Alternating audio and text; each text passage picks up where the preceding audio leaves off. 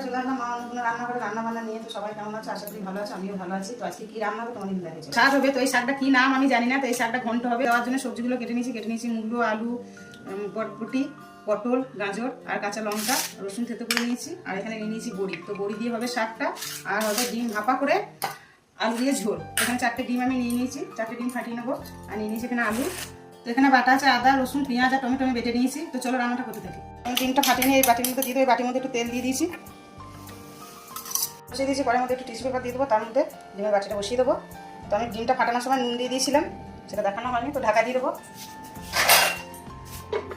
ডিম ভাপাটা দেখে নেব। তো ডিম ভাপাটা আমার হয়ে গেছে, বন্ধ করে দেবো। প্রথমে করে নেবো আমি শাকের জন্য কড়াই বসিয়ে দিয়েছি। কড়াইয়ে তেল দিয়ে দিয়েছি, তেল গরম হয়ে গেছে। বড়িটা ভেজে নেবো। বড়িটা আমার লাল হয়ে গেছে, তুলে নেবো। একই তেলের মধ্যে দিয়ে দেবো ফোড়নে 5 ফোড়ন আর একটা শুকনো লঙ্কা নিয়েছি, দিয়ে দেবো। আর দিয়ে দেবো রসুন, দিয়ে দেবো কাঁচা লঙ্কা। রসুন একটু লাল হয়ে গেছে, দিয়ে দেবো সব সবজিগুলো। সবজির মধ্যে একটু সবজি দেবো, ঢাকা দিয়ে দেবো। কিছুক্ষণ সিদ্ধ হওয়ার পর শাকটা দেবো। সবজিগুলো কিছুটা সিদ্ধ হয়ে গেছে, এবার দিয়ে দেবো শাকটা, দিয়ে দেবো। দেখে নেবো শাকটা সিদ্ধ হয়ে গেছে। তো দিয়ে দেবো বড়িগুলো আর দিয়ে দেবো চিনি। কিছুক্ষণ হবে, তাহলেই হয়ে যাবে। হয়ে গেছে, এবার বন্ধ করে দেবো। তো ডিমগুলো আমি এখন পিস পিস করে কেটে নিয়েছি। এবার কড়াই বসিয়ে দিয়েছি, কড়াই তেল দিয়ে দিয়েছি। তেলটা গরম হয়ে গেছে, ডিমগুলো এবার ভেজে নেবো। তো ডিমগুলো ভাজা হয়ে গেছে, এবার ডিম ভাজা কড়াইয়ের মধ্যে তেল দিয়ে দিয়েছি।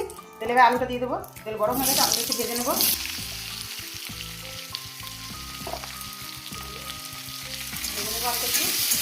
তো আলু লাল করে ভাজা হয়ে গেছে, আলু তুলে নেবো।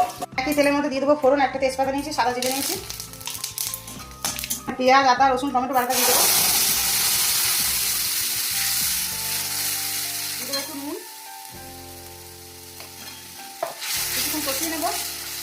এখানে গুঁড়ো মশলাগুলো দিয়ে দেবো। আছে ধনে গুঁড়ো, জিরে গুঁড়ো, লঙ্কা গুঁড়ো, হলুদ গুঁড়ো আর একটু চিনি। তো দিয়ে দেবো। দিয়ে দেবো একটু জল, কিছুক্ষণ কষিয়ে নেবো।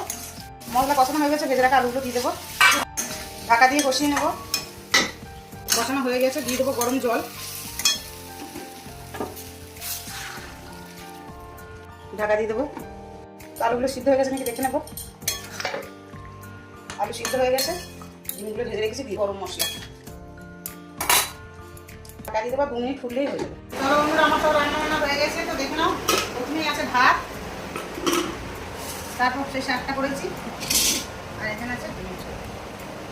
সবাই ভালো থাকো, সুস্থ থাকো। আর আমার ভিডিও যদি তোমাদের ভালো লেগে থাকে, লাইক, কমেন্ট, শেয়ার করবে, আমাকে একটু সাপোর্ট করবে।